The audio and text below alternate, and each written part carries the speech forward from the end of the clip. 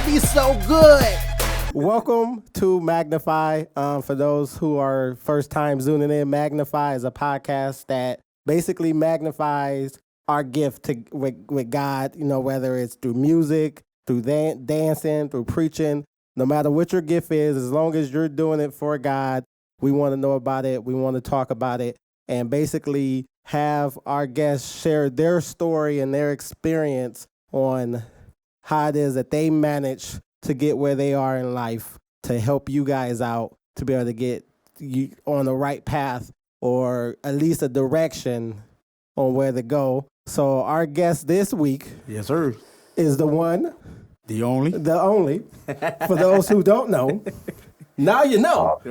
Glory. Oh, man. I had a keyboard. That fella, Phil. How's it going, man? Yes, sir. What's going on? I'm good, man. How are you all? Oh, man. Blessed, highly favored. That's Blessed and highly favored. It's the church answer right there, That should get all the church mothers happy. Get them all listening. Man. So those who do not know who that fella is, how about just give a brief description of, just who you are for those who have not heard about you. I don't know why they wouldn't hear about you, but for those who have not heard about you, you know what I'm saying? Just give them a brief introduction to the life of Phil. Yeah, no, for sure. And thanks, you guys, for having me on. I really appreciate that. And, it's all love. So Philip, I'm from Toledo, Ohio. I think I'm on here because I rap, right? And because I produce, things like that. But started as far as music goes, man, I started a musical journey, I'll say probably when I was in high school, and was able to kind of use that passion to continue to do events, concerts, performances, ministry, things like that, throughout most of my 20s into my 30s as well. And that's where, I started releasing projects under, that fella. Had a few albums that I released under that name, and then one that I released under Philip Anthony. But I guess in a nutshell, I'm just a dude from Toledo, Ohio. Always grew up in church, one foot in church and then one foot, I don't want to say in the streets like I was that dude. You know what I mean? I'm not saying I was that dude, but I remember at an early age having a realization that there was this gap between the people that I grew up with, that I consider my family, my boys, and then this perception of church, right? Or God in particular. Like there was always this gap. And I felt like those worlds they couldn't collide for me when I was young. Like I couldn't bring those two together. And that always bothered me because there were things in my culture that I'll say just a hip hop culture, and just how we were. There were things that I loved and enjoyed about the culture, but then there were things that really contradicted what I truly believed, in terms of how we need to treat each other and what truly loving and encouraging and supporting each other really look like.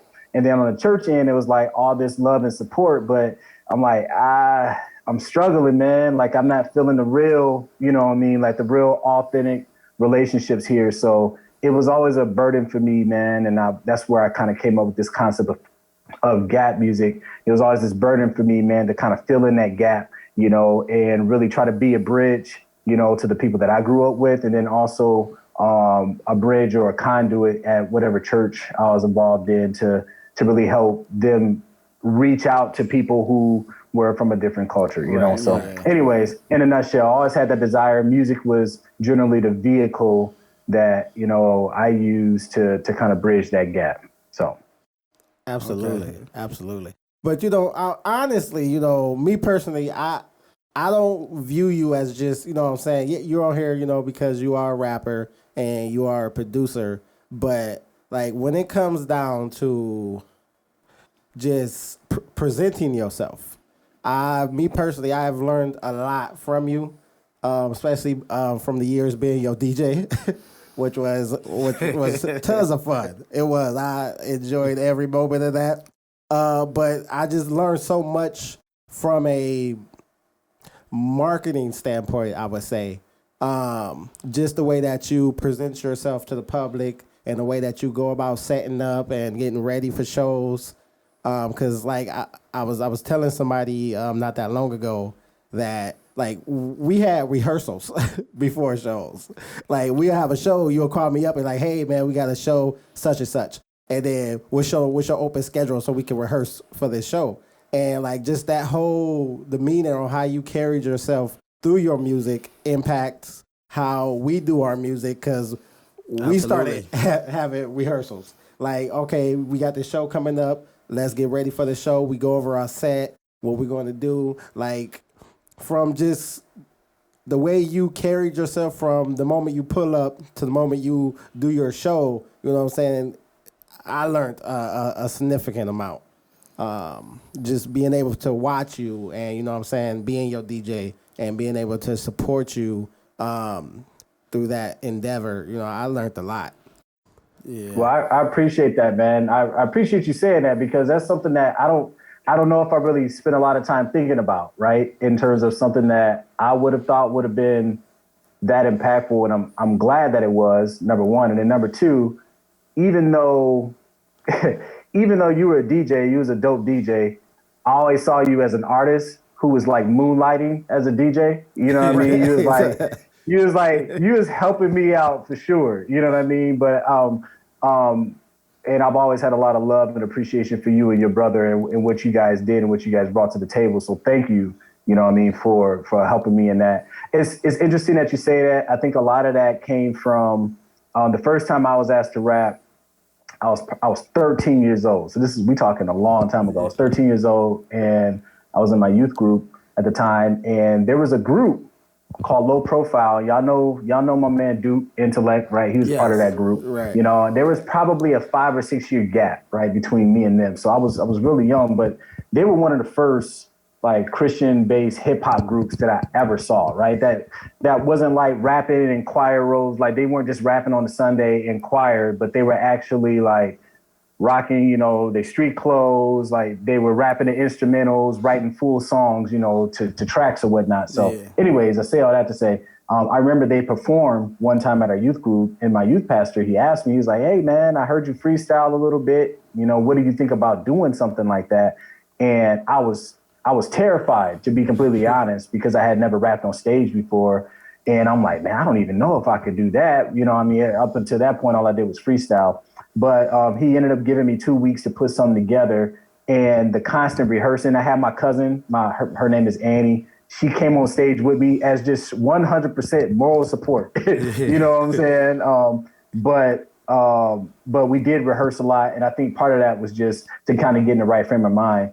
And the event ended up going well. But if you fast forward, ended up joining Low Profile. And interestingly, as a group, we had regular scheduled rehearsals. We had rehearsals scheduled every week. We had Bible study scheduled every week. We did a lot of things as just one group. Unity was a big thing for us. It was a huge focus for us. And I think that's where some of that discipline kind of came in and just kind of, you know, stuck with me as I started doing things on my own a little later. But that being prepared, being professional, all that stuff. My mom is a singer. My dad is a classical pianist. Like I've always seen them rehearse. I've always seen them going over tracks, going over music. So I think that was just kind of inherent, something I just kind of picked up along the way. So anyways, I'm just sharing. Thanks. I'm glad you said that, because I was like, yeah, that's critical, man. Right. Yeah. Absolutely. And I think before I get into the questions and stuff of what we're here for, I think for me, like I first seen you, like I think it was at it might have been at one of Vision's block party. It might have been at one of Vision's block party. I didn't know you was from Toledo. I didn't know that you was a local rapper. I thought you was out there. Like I thought you was from somewhere out of town. And cause like coming up, there really wasn't a lot of like gospel rap, one that was really out, and then there really wasn't a lot that I was hearing in the city as I was coming up or whatever. Like I got my start off of, cause like when I started rapping at around the same age as you, I started rapping at 15. I think I did my first show at 15. I didn't hear of a Lecrae or a Flame or any of these artists. Like I heard of Gospel Gangsters and I heard of T-Bone and the Grits. Yep. And the Grits. Right? So them the ones I heard and was like, okay, I think I might want to give this a shot, right? So when I heard you perform, it put me in that mindset of those guys and things like that. Cause I heard a lot of let me see what word I want to use. Cause I was not amateurs, but beginner rappers or performers that would be like how you said, like at youth events or things like that, and you be like, okay, this is a little borderline, borderline. In other words, corny. Like in other words, corny. So to hear it on that level, it was mind blowing to me. To a point where when I heard you rap, and I had to ask my brother, because I think you DJ'd for them at that block party. And I was like, I believe you headlined that night, if I'm not mistaken. I believe you headlined that night. So I asked him, I'm like, who is that headliner? Like, where's he from? And he was like, from here. And I'm like, sounding like that? Like, it was. That's funny. Like, sounding like that? Funny. Like how you said, the professionalism, the just the total package of how you said bridging the gap between the word and the street and making both of them relate and relevant and things like that. That was mind blowing. And I was like, man, I gotta if I can't get under his wing, I need to get close enough. You know what I mean? I just need to get close enough because he got what I'm trying to get. You know what I mean? Like, as far as the polish of what an artist should look like, how an artist should carry itself on and off stage, not just writing lyrics just to write the lyrics, but walking out what I'm writing. And not just be writing songs just to get somebody to be cool for that moment and then hop back in my car and go back to the studio. But I'm trying to impact a life that this is bigger than and deeper than just rap or deeper than me just being on this stage, that this is a calling. This is something that God anointed me to do. And either I'm going to take it serious or I'm not going to do it at all. And to see that and to hear the testimony and your story, like your impact on my life was different from my brother's, cause like he said, he DJ'd and stuff like that. But to sit back and watch you to elevate from show after show after show after show. I didn't see you did shows where I was like, this his concert, whether you open or not. Like, this his concert. It's over with. Like, it's a wrap. One show in particular, it was the one we did at the YMCA that's connected to Start High School. I don't know if you remember. North Point? It was at North Point. It was me, you. Yeah. What was the drummer's name? Jordan. Jordan. Yep. Yeah, Jordan. It was me, you, and Jordan. Woo-hoo. And I'm like, bro, hands down, bro.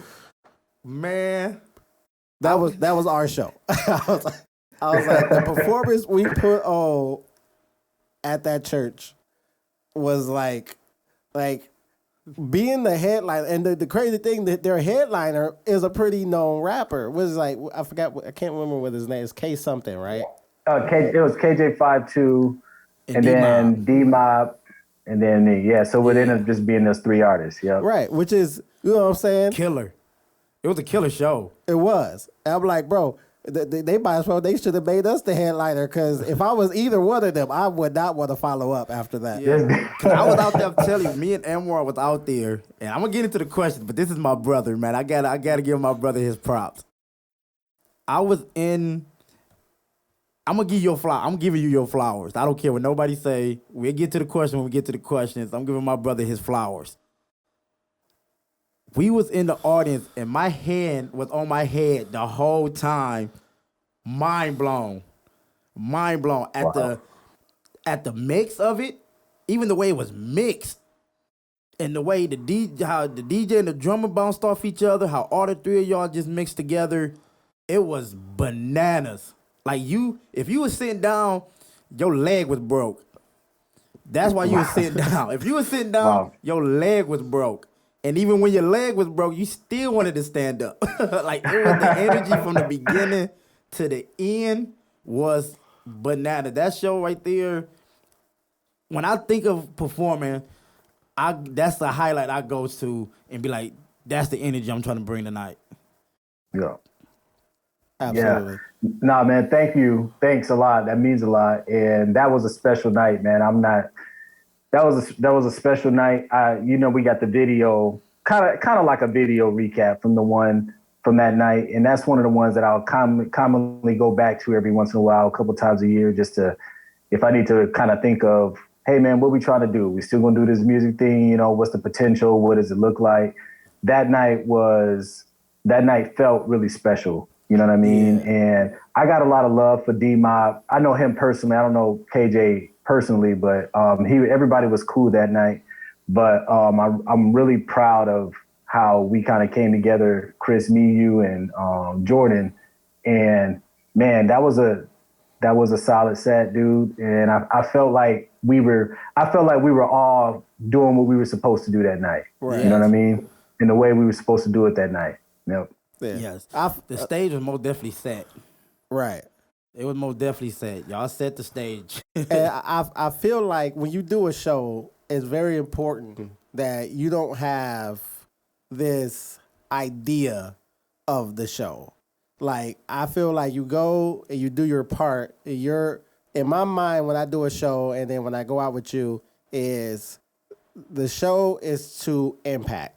It's not I'm the performer who's coming and I'm performing in front of you, but this is just a tool, and I have to use the tool properly the way that God gave me the tool. And if I use it because I have this kind of arrogance in my head that I'm going to go out here and kill this show, the show isn't about me. Like, I'm on the stage, but if I don't open the opportunity to God to use me, because I'm just a tool can't work by itself. It just sits there. You just look at it. Unless God picks you up and use you as the tool you was designed for, I feel like that was the impact.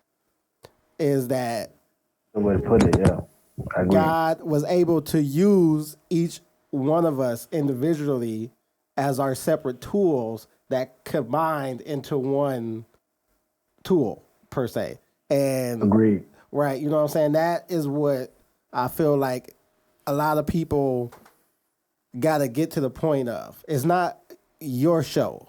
It's God's show, and it's the opportunity that God has given you to display who he is. And if I'm going up there just to show you Christian, Legendary, or UHG, I'm there for the wrong reasons. Like, I got to be there because I'm here to show you the power of God, and that God works no matter what you may think. You might not love rap at all, but God works through rap, and God works through worship, and he works through whatever is on this earth because he created this earth. And agreed. And for the people that are watching, I feel that, because like he was saying, growing up, you know what I'm saying, locally, we didn't really have nobody when we first started. And yeah, you got Flame and all these other people that you can kind of look up to in the gospel world. But I feel like you have to have a connection with somebody, which is my connection with you, is because Like he was saying, you're at a place that we're striving to get at. And I feel like you have to know someone personally that is there, that you can see personally, not just through whatever EP they decide to put out that year or whatever show they decide to upload on YouTube. But I feel like you need a personal connection with somebody in your field that you can personally talk to, for one, and physically see how it is that they got to where they are and how they operate. Which is why I brought up, how you operate before the show, because like that was my impact was, what I'm saying? Because that's where it starts. You know what I'm saying? Is when they first see you. And I feel like it's the first impression that people get from you that dictates how the whole show goes. You know what I'm saying? Because if you come in, you're arrogant and you just kind of, where's the green room, and I'm going to lock myself in the green room until it's time for me to come on. I'm going to do my show. Then I'm going to go back to the green room and then go to my car and I'm going to leave. Like, okay, it's cool. I mean, that's great. But, like, to build a connection with you, because, you're not just a person who just goes into the green room, lock themselves in the green room, until it's time for you to go. You know what I'm saying? You're out there, you're interacting, and... You know what I'm saying? And that plays a part into, watching that, I'm able to see how you are. So that way, when we do a show, I can then see how we are. And then I can compare the two and figure out, okay, what are we doing that can be improved? You know what I'm saying? If we're not talking enough to the people before the show, or we're not making ourselves known to the audience before we get out there, to build a relationship with them before we get out there, then that's what we need to do for the next show. Our next show, we need to go out, build a relationship with these people before we do a show, because I feel they're way more into you when they know you.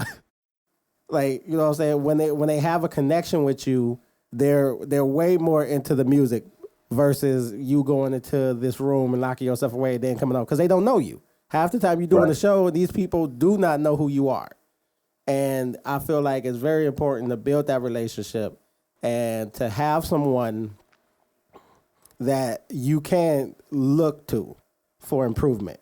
That's, what I'm saying, is to have someone as a guideline, in your life, personally in your life, that and not just idolize through, like I said, through Apple Music and YouTube. No, that's facts, man. I appreciate that, because that's sort of what I saw when I was younger, when I talked about that group Low Profile, right? When I saw Duke and them rapping, number one, they were all one group. They were just so unified that the way they dressed, it was like, back then, we was throwing like throwback jerseys and stuff like that. You know what I mean? It's like everything was so unified. It put a picture in my mind as to what it would look like. It's funny because Reese, you had mentioned Gospel Gangsters and stuff, and that was same. I'm throwback like that too. You know what I mean? Gospel Gangsters, T-Bone, God's Original Gangsters, Preachers in the Hood, like Great Tree, like I was all. If they was rapping and it had anything to do about Jesus, I was listening to it, my guy. You know what I'm saying? But with Gospel Gangsters in particular, I remember I used to, this was when I was much younger, I would listen to them rap and try to imagine if I was rapping this exact song and I had my dudes with me, what would it look like on stage? What would we do? Yeah. You know what I mean?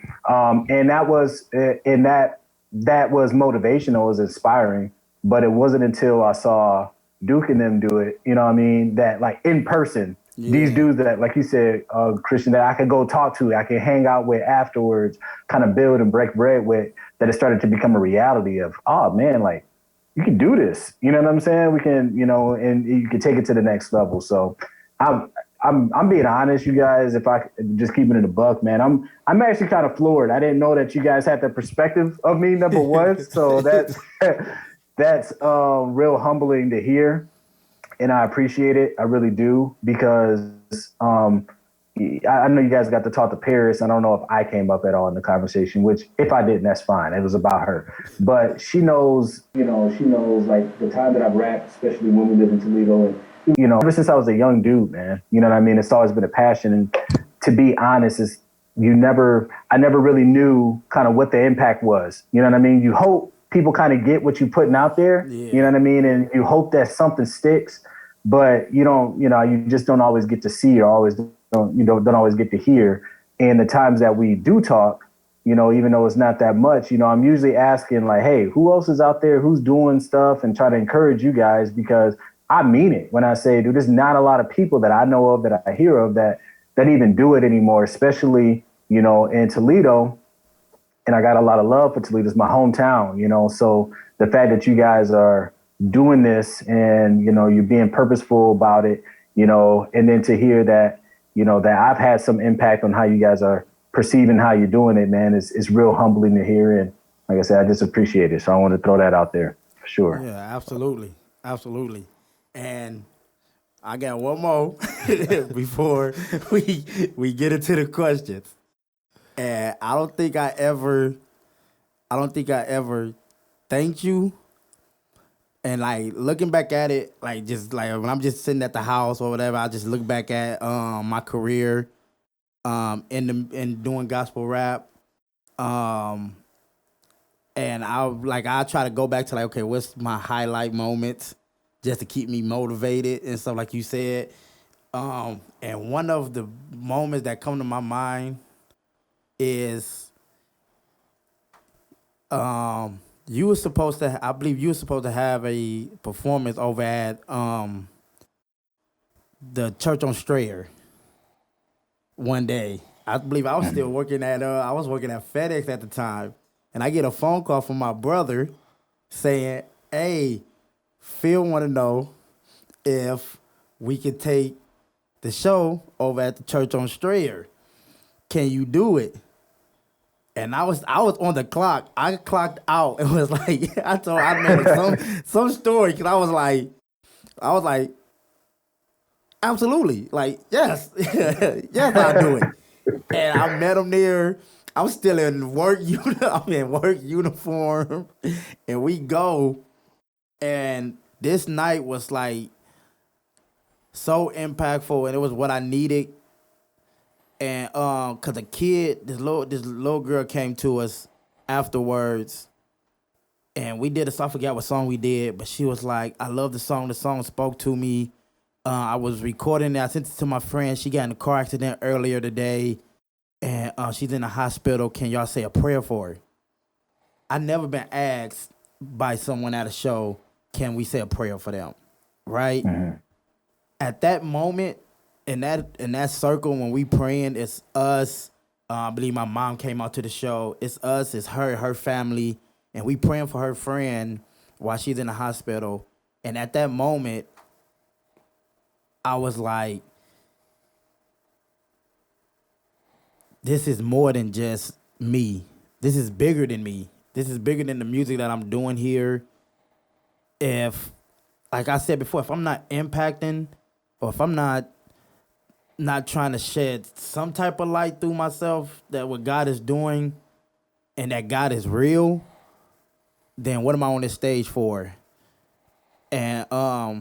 And at that moment, I'm like, man, if he wouldn't have said he couldn't make that show, would I had that same revelation somewhere else down the line? You know what I mean? So by you, and it was those moments where you used to, if you could make it, instead of just canceling it like somebody else would do. Hey, man, I got these young dudes, my young boys, they you know what I mean? Let me hit them up and see if they can do it. Facts. It was like, yo, I got some young hitters, man, that come and do it. I appreciate to the heart, man. To the heart. Cause like I said, you could have just been like, no, I can't make it. Hang the phone up and go on about your, you know what I mean? Going about your business. But it's that stuff, like Chris said, that when you have that relationship and that connection with someone that's, you know what I mean, that's doing it on that level that you're trying to get to, whether they see it or not, whether they see themselves at that level or not, the person under you see you at that level. You know what I mean? So, and for you to be like, nah, hey, I can't make it, but I got these young cats, trust me, I'm vouching for them. These dudes, they gonna come and get the job done for you. And like I appreciate that to 1,000. You know what I mean? So Yeah, I love man. you No, dude, to death for that. absolutely, absolutely, man. No, thank you for saying that.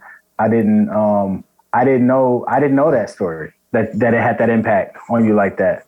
Yeah. So, again, and I'll be honest, I knew you guys were younger than me, but I always, there were so few people that were doing this faith based hip hop in Toledo area.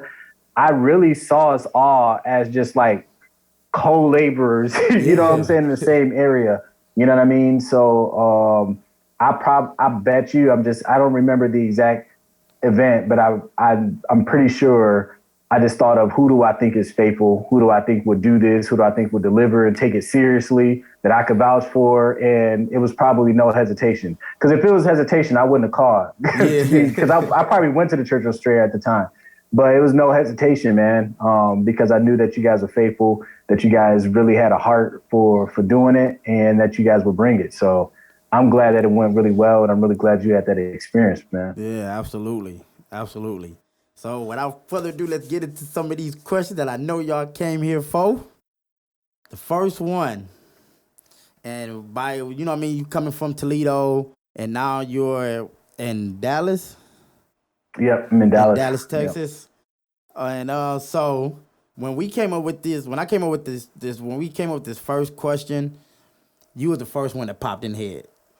You know, and it's how do you navigate your gift with a small support system, whether it's financially or it's family or it's just lack of churches that's saying we don't want that hip hop in our church. You know, we all been there.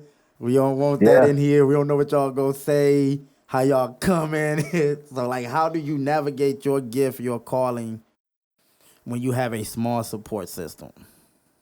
Yeah, no, that's a good question and super relevant. And all the things that you mentioned as obstacles, I feel like I've experienced them all. I'll say before you make that decision, I think you got to get really clear and really convicted around what you feel like you're supposed to do, right? When I think about my particular journey, like I said, I started rapping so young. I'll say 13 or 14. 14 was the first time is when I started joining that group, Low Profile. 13 was the first time I rapped. But in between time, our church had they call it inner city ministry. So pretty much we had a group of people that would go to like different projects and stuff, and we had events on Friday nights where we would rap and hang out with the kids that were like high school age. And then we had events that were like Saturday morning where we would rap to like little kids. I mean, like we would literally drive a bus to a neighborhood, fold the bus down, put some speakers up, and just like start rapping the instrumentals. You know what I mean? It'd be like 9:30 in the morning. You know what I mean? On a Saturday morning, and it wasn't always well received. People were like, "Yo, y'all dope." You know what I'm saying? It wasn't like that. Not at 14 and 15. But it was. But it was something I was 100% convicted that this is what I'm supposed to do. Yeah. And I think I just kind of carried that mentality to once, things started to change and now you got Apple Music and Spotify and Google Play. I'm taking it back, but that's what was popping back then. Being convicted that I'm supposed to do this and being realistic about I'm supposed to do this. I think that's big because at least for me, when I think about my journey, that really caused me to think, what do I have? What do I have access to? So before I got to what don't I have access to, what resources don't I have, before I ever even got there, it was what can I do now? What can I do today? So maybe it started out from a, let's just make it real simple. I thought I could rap. Okay, I can rap. Like literally I can physically go somewhere and rap. Well, what am I going to rap to? I didn't have a production team at first, or I wasn't making beats. So I started rapping the instrumentals. You know what I mean? Uh-huh. And then Duke was actually the first one that was really convicted about us not rapping the instrumentals anymore, to the point where he was like, hey, everything we do, I want it to be real purposeful and intentional. And I think me and Duke did one set where there was no music. We rapped a cappella. because he was that committed to it. And then after that set, he started making beats. So when we really first started recording, Duke used to produce all the tracks. So big ups to him. I got to throw him a shout out on that. Absolutely. But the point is, we both had that same conviction and really start looking like, what can you do with your hands? What can you produce, right? And sometimes that means you have to be stretched, but that's okay. I think the point of that strategy is trying to go as hard as you can with your own resources to even determine, do I need these other resources, right? Because if I would have started with these external resources, it would have been just daunting from the beginning. I didn't have the production. We didn't have the production quality. We didn't have the ability to record. I mean, all these, like, we literally started from just at the end of it, at the very bare minimum, I will go somewhere and rap a cappella, legit. Like that's what I was committed to doing. And I would have been down for that. There were times when me and Duke did events and the sound system went out and the track skipped or whatever. We like turn it off. One person beatbox, the other person rap. You know what I mean? So I say all that to say, just being convicted that this is what I'm supposed to do, and I will do my best every single last time I get the opportunity to do so. I think that's critical, and I think that's crucial, especially because as we move forward, you're going to start to hit obstacles. So that was the first thing. Second thing is, what can I do with my hands? What can I produce? Now we have way more resources. I mean, dude, you can get beats anywhere. You know what I mean? Essentially, you can get free beats anywhere. You can get them to sound any kind of way you want now. Back then we didn't have that. It was either we were using instrumentals or nothing. And then when Duke started producing, it was, I think he was using Acid Pro to make beats. And I mean, it was just, he was very new at it, and we would just go with the flow. Any beat that almost remotely sounded dope, we like spit a verse to that. You know what I'm saying? That's gonna be the next joint. You know what I mean? So, but what I learned in that process too is it taught us more about songwriting as well, how to make a song. If the beat, because nowadays the beat can be the song, right? The beat can be so catchy that you can say, you just rap the alphabet to it and you got a hit. You know what I'm saying? But back then, that wasn't the case, right? It was like you had to try to make it into something. You got to take this beat and try to make it into a song. So I think that inadvertently that helped us get better at songwriting. And then from there, I'll say having a vision of where you want to go. So just like you guys would do when you say, hey, you would see someone perform or do something, or see me or anyone else, and you're like, okay, what did they do that we didn't do? Or what did they have that we don't have? And start identifying, being really specific about what those things are, and formulating a plan on how can we get there? What are the tactical steps that we can take to actually get there? What are we missing? And I think what that does a lot of times is it, in my opinion, it helps you be realistic about where you are, realistic about where you want to be, and realistic about what it takes to get there. Because a lot of it, man, a lot of times, if I were to see someone who didn't perform well, which I would see that from time to time, and maybe, I've had some bad performances as well. But if I saw someone who didn't perform well, the first thing that come to my mind is they underestimated the opportunity, or they overestimated their ability. They didn't really take into consideration how this was going to play out. And sometimes it's just due to ignorance because we just don't know. And other times it's due to a person being disillusioned into thinking maybe they're better. Maybe they think they're a better rapper than they actually are, or a better singer than they actually are, right? Or whatever it is. And so I think being realistic and being really practical plays a big part in developing a strategy that's actually going to help you be successful. And then last part of that I'll hit on is the support group, in terms of people who actually want to help and people who actually, want to support. I started rapping obviously as a teenage dude. So I didn't have kids or anything like that, all the way up until having a wife, kids, job, other responsibilities, bills like crazy, and everything in between. So when I look at that in a broad spectrum, it's like, I didn't always want everybody's help, to be honest. Because I think if you have a realistic perspective on where you are and where you want to go and what it's going to take to get there, you can better identify if someone's going to waste your time, right? Or if someone has an ulterior motive, right? And there were times where, and maybe now I look back and I'm like, dang, maybe I should have maybe I should have listened to him. But there were times, I've been approached a lot of times, man, around by people who are like, hey, I can manage you. Hey, I can produce for you. Or, hey, I can do this. Or, hey, I can do that.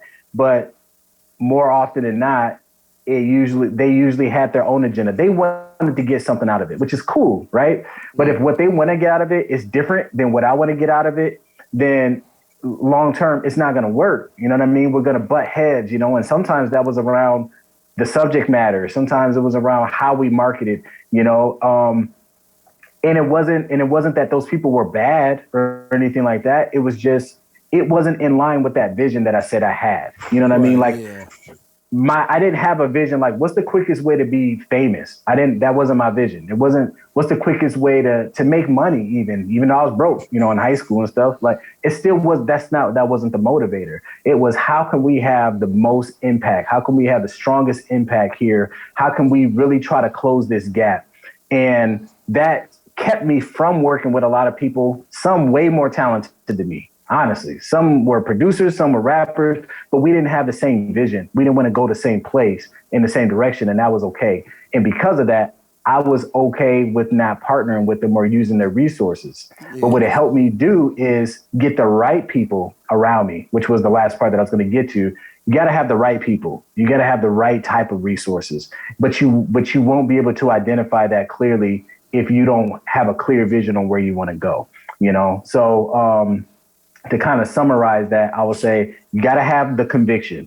Mm-hmm. This is what I'm supposed to be doing. This is how I'm supposed to do it. You got to have the vision. Here's what I am. Here's where I am. Here's where I like to go. Here's what's going to help me get there. And then you be able to identify the right resources and the right people. And many times, to be honest, it's a small circle. It's not a huge group of folks. You know what I mean? For the most part, the people I rock with now is the people I've been rocking with. Yeah. You know what I'm saying? And that's okay, and I don't feel like a failure because of it. If I think about any ambitions that I had or goals that I had that I didn't reach, I don't look back at those through the lens of failure. I look back at it like, dude, it's Tuesday and I'm talking to two of my brothers, about the journey of doing, music locally with the ministry focus. And they're telling me about impact. And I'm nobody, you know what I mean? Like, legit. And I'm okay with that. I'm perfectly okay with that, because I know that my goal was to have impact. My goal was to say, look, this can be achieved. You can do this well. And when I first started rapping, it was, the myth was you can't do it well. You can't do it as a Christian. Mm-hmm. You're not good enough, And it was really like, I think we were able to dispel that myth. So I don't know. Did that answer the question? I kind of rambled a little bit, but I tried to surmise it for you guys. Yeah. Yeah, no, that was it right there. That was it. I was listening. I was listening. It almost. Yeah. One thing I'll say, coming from a city like Toledo, that's, in my opinion, is more of a smaller, depending on where you're coming from, right? But like a smaller town where I think there were moments where I was performing a lot and doing a lot in the city. Again, once you have your group, you got your nucleus, you got your vision and all that stuff, you start to perfect your craft, and you actually start to present it in front of people. Once you're doing a good job, especially now I'm going to talk particularly about churches, once you start to really do a good job and other churches start to see that, many times, more often than not, you're going to get a few that are like, hey, what you just did here, do you think you can do that here at my church, right? Uh-huh. It doesn't mean every church. Yeah. Trust me, there's some that's going to be like, nah, player, we ain't having that here. You know what I mean? But many times you will get, and that's really how it happened. We didn't do any big ads or anything like that. It was really word of mouth. Before, we were doing websites and stuff, it was really word of mouth and trying to do a better job each and every time. Now, when you fast forward to social media, then you leverage the tools that you have, like social media and all that good stuff. But at the beginning, there was none of that. So I think especially in a smaller area, I think that's kind of an advantage, really, because people talk. Yeah. And if you kill it somewhere, they're going to be like, hey, can you do that same thing over here too? Yeah, absolutely. It's almost like how the comedians talk about the chitlin circuit. And how they say they go through the chilling circuit, do these little small clubs, and then you do these, and then maybe you might get up to like the Coachellas or where the white folks is at, and then that's your goal, and then you take off and everything like that. And it's like kind of like that, like you just you go local with just the churches that's around. Like you said, you do the little word of mouth. You might do a youth event, and then there might be a pastor from another church there, and they like, oh well, we about to do a youth event. Can you come and do the same song here? And then that's how you know what I mean. You get your name out here amongst the churches.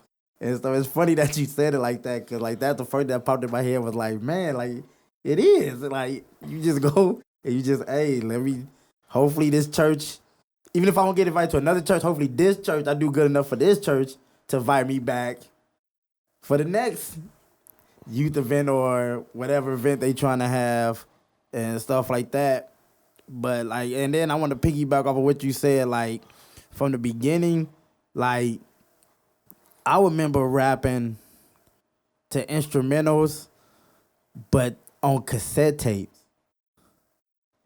We had it like you put the microphone to the stereo and you recorded the instrumental that way. And like you said, like sometimes you have to go acapella because sometimes the speaker might mess up or stuff like that, or you might y'all might miss a word and you ain't got time to go back to that cassette tape and rewind it back. So it's like you just gotta pick up where you at and stuff. So that was big facts, funny. man. That's how we started too. Just cassette tape. Yeah.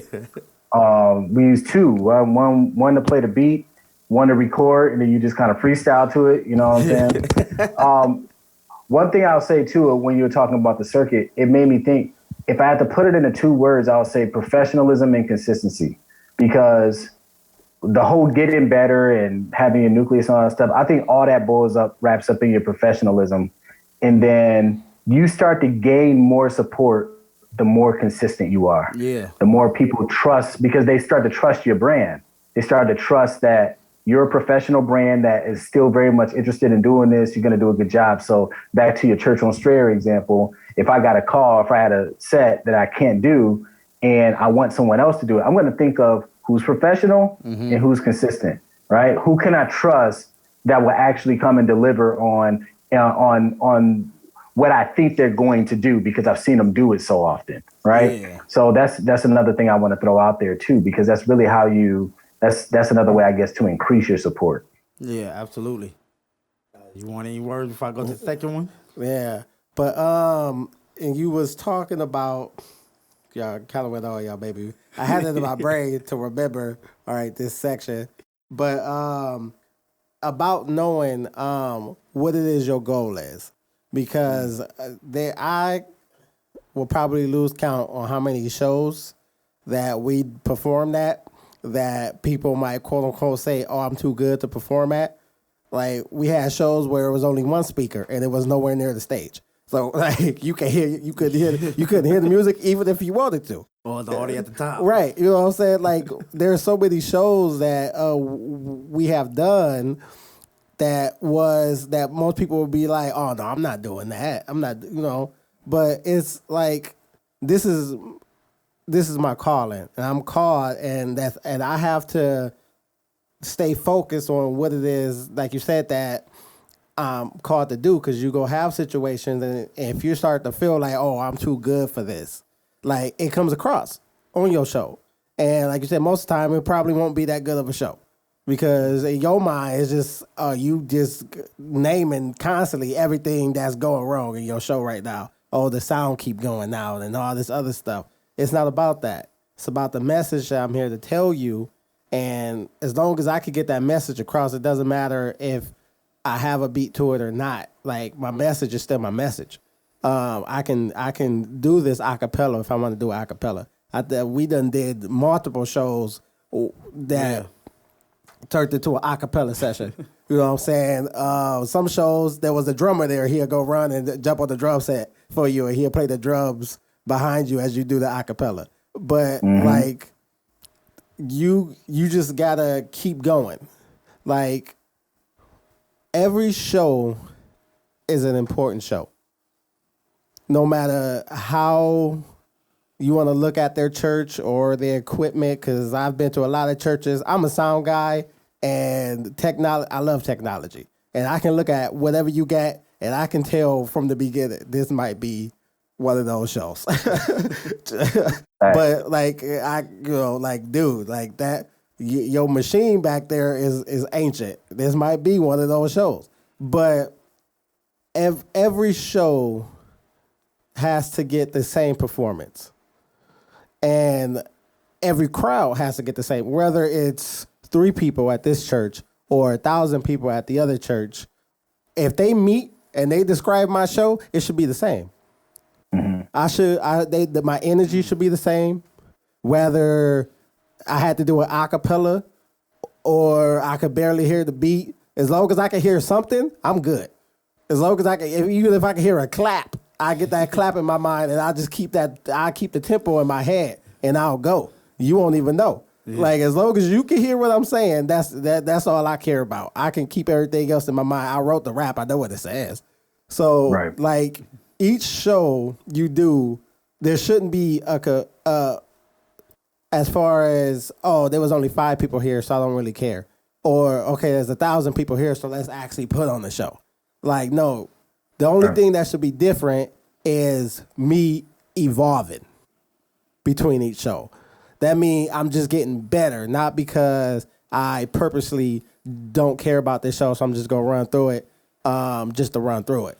Like, the only difference you should be able to identify is the fact that as an artist and a child of God, I am growing. That means I am improving my skills and my love for God. Should be the only difference I should be able to tell between each show. Like, you shouldn't be able to tell quality-wise that, okay, that it was a day apart, but yet the second show, because it was a bigger crowd, was a whole lot better performance-wise than he put on for the first show when it was only like 2 people. I feel like that is very important to lay down your goals and to know where it is that you are and where you're trying to go, because as long as you have that, it doesn't matter how many people show up.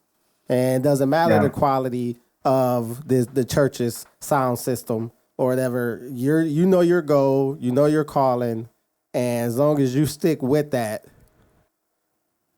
that's all that matters. Because we probably got really great feedback from shows where I feel something always goes wrong. Like, I feel like, okay, the mic was messing up. But after the end of the show, when people come up, that's not what they say. They don't come up and say, "Hey, man, you know what I'm saying? Your mic kept going out up there." They don't say that. They come up and say, "Man, that was an awesome show. It touched me." You know what I'm saying? Or, you know what I'm saying? You got like you said, there's somebody else in the audience, and they come up and like, "Hey, we want you to perform at our show." Because I don't know if I called you to tell you or that, but we had a show in Michigan. This guy randomly, I didn't know him. He mistaken me for somebody else. I don't know why. He was like, "Oh, I thought you was another group." But whatever the case it was, he contacted me to do a show at his church up in Michigan. He thought we were somebody else, but he already committed, so he just ran with it, I guess. That's funny. So, but you know what I'm saying? There's blessings in that. God knows what he's doing. You might have not known what you was doing, but God knows what he was doing. So, but it was a Saturday, and my brother wasn't able to make it up, so it was just me by myself. So I did the show. I went up there. I performed my part and his part. And he was like, "Oh, man, that's great." And he was like, "Can you come back tomorrow?" Which was on the Sunday. So I was like, "All right, let me call my brother, see if he was able to make it up for that show, for the Sunday show." So we go up and we perform for him Sunday. So we have pretty much everybody. We have my little brother who used to be our DJ. So he's there with the turntables.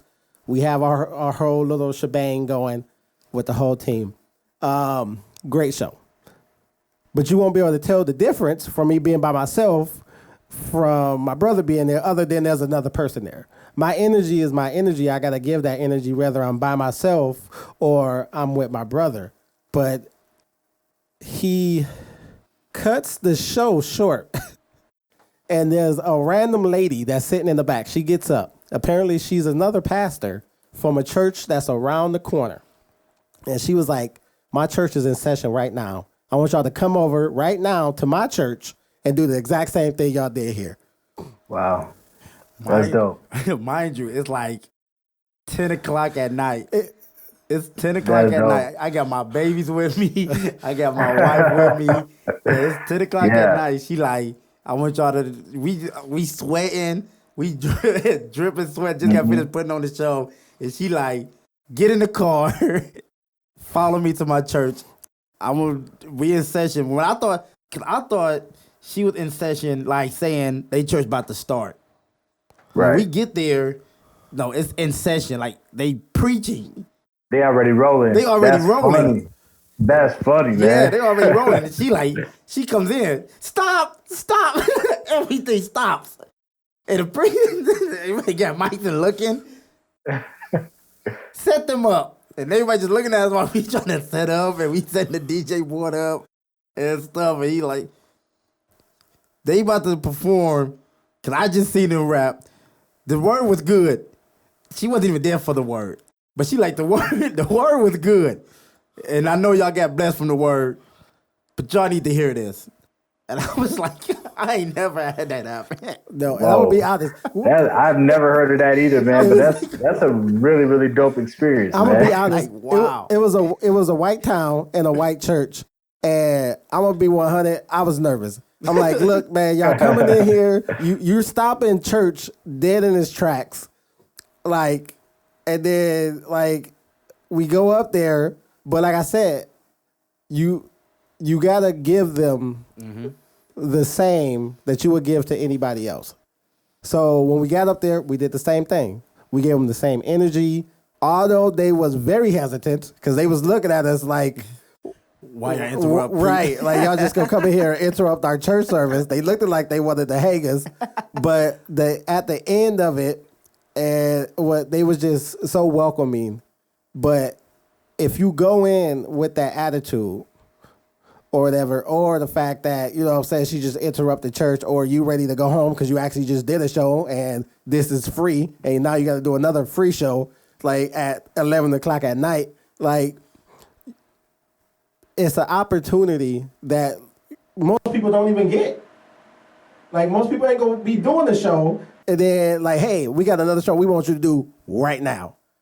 Like, you know what I'm saying? So most people only get one show a week or one show every other week. So having the opportunity to do a show twice in a day, if you view it negative, it's gonna come off negative. But if you view it like, oh man, this is kind of dope, you know what I'm saying? I feel like a star, like a superstar. I feel like, you know what I'm saying, we made it, but we ain't made it. But you know what I'm saying? If you allow that feeling to come in instead of negativity, then you can do a much better show. And it's about your mindset and knowing your mindset and having, you know what I'm saying, that goal in mind and keeping that goal in mind that, you know what I'm saying, like you said, dictates that if you see somebody with a bad show, it's either one or two things happen. They either underestimated or overestimated, you know, and, you know, but just keeping that in mind as you do every show, I feel is very important. No, dude, I agree, man. And that's a lot of what you were talking about. For me, it lands on commitment, like being committed, understanding that. That's why I think it's really, really important, especially when it's more than one person, but definitely everybody really being really clear on what's the goal right now. What's the goal for this season? Like, what do we really want to accomplish? And because that's what I think you have to stay committed to. Because as you all know, the more, on one hand, I'm like, yeah, dude, there's some places the sound system went out, we had to rap a cappella, and we can all identify with that, right? That's very different than I could have made a beat, but I decided not to. We just kind of wing it to see how it goes. And if we end up rocking a cappella, then it is what it is, right? There's a big difference between those two scenarios, right? Yeah. The first scenario is, hey, I'm committed to being here. We anticipated that everything was going to work. Things are not working, but I'm still committed to doing my best. And I think we can still make this work. Whereas one is a scenario of, hey, I told him I was going to show up. I'm here, ain't I? You know what I mean? They're very different mentality, right? And I'm using that as a super vague example, but the point of it is being committed to what you want to accomplish. Because on one hand, if you think on the first hand here with that first example, it's like, I don't think I've accomplished it yet. I'm committed to having this impact and doing X, Y, and Z. If that means I got to rock acapella, then straight. On the second end, if you internally feel like I made it already, you technically psychologically reached your commitment, right? At that point. And now you just, hey, I'm doing extra, right? This is where the overestimating where you actually are, overestimating what you're trying to do. And I think that happens a lot the longer we start to do these things. So the reason why I bring that up is because I think it's really important to continue to visit what are we doing and why are we doing it? So that way everybody's on the. Hey, I want to thank you guys for watching. If you do want to watch the full episodes, the full interview, the links are in the description below. It is playing on all the podcast channels, all the popular ones at least. Spotify, Apple, Amazon. You can check it out on there. The link for our website is in the description if you want to know more about what it is that we do and what it is that we offer. So I encourage you guys to check that out. I want to thank you guys for watching the entire video and supporting this channel. I would like to thank the Empowerment Center of Toledo, Ohio, which allowed us to utilize this room that you see here to be able to shoot our podcast, and I appreciate that very, very much. If you've never heard of the Empowerment Center, feel free to check them out. I'll leave their description as far as their website in the description below if you want to check those out. And of course, UHG, which is the music group that me and my brother are a part of. A lot of the equipment came from there, from our studio for now. But I just want to thank you guys. Stay tuned. We got more interviews coming. If you guys have questions, feel free to leave them in the comment section below. Feel free to go to our website. You can message us. You can email us. Whatever, Facebook, Twitter, Instagram, whatever your habits are, your hobbies that you like to indulge in on your free time. Feel free to just leave us, leave a message if you want to chat. We can chat. And we just go keep going. We're going to keep going. We'll keep doing our music, obviously. You know what I'm saying? We're not going to stop doing our music, but we do appreciate you guys for tuning in to our podcast, Magnify. And I really, really appreciate that. So, yeah, feel free. Browse the description down below. You'll have tons of links to different websites, to our website, and different places where you can find the full length and the full episode of this podcast and all the future ones. All right, man. Y'all have a blessed day. Oh, this is gonna be so good.